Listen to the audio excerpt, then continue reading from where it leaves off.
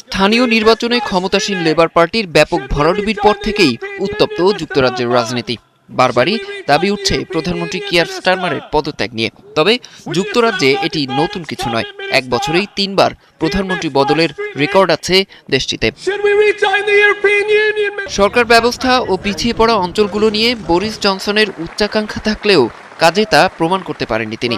তাই 2022 সালে ক্ষমতা ছাড়তে হয় তাকে। পরে ক্ষমতায় এসে তহবিল ছাড়াই কর কমানোর পরিকল্পনা চালু করেন লিজ ট্রাস, যা অর্থনীতিকে ধসের মুখে ফেলে। ফলে তাকেও ছাড়তে হয় ডাউনিং স্ট্রিট।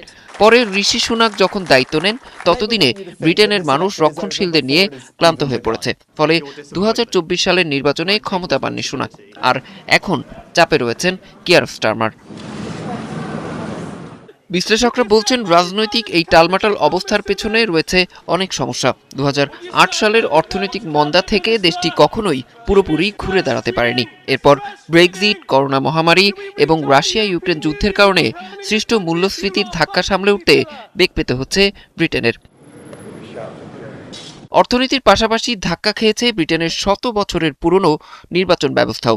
ঐতিহ্যগতভাবে লেবার ও কনজারভেটিভ এই দুই দলের বাইরে এখন ইংল্যান্ডে খেলা হচ্ছে পাঁচমুখী, আর স্কটল্যান্ড ও ওয়েলসে স্বাধীনতার পক্ষের শক্তির কারণে তা রূপ নিয়েছে ছয়মুখী লড়াইয়ে। কট্টর ডানপন্থী রিফর্ম ইউকে কিংবা গ্রিনসদের উত্থান বড় দুই দলের ভিত কাঁপিয়ে দিচ্ছে।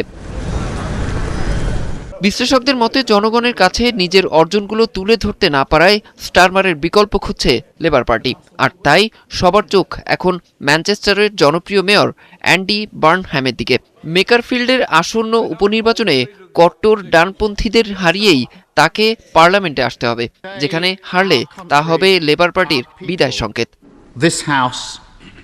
অরিসুল ইসলাম, ৭১।